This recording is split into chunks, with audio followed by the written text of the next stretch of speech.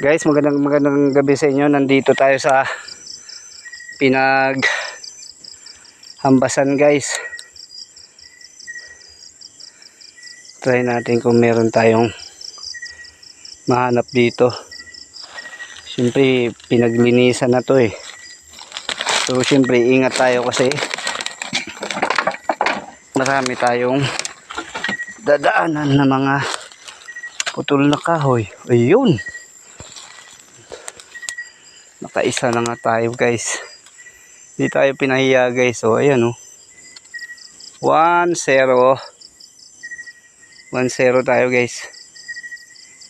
Tara, let's go. Kukunin natin yan. Ayan oh, laki niya no. Yeah. Sanggutin natin mga idol, dali lang.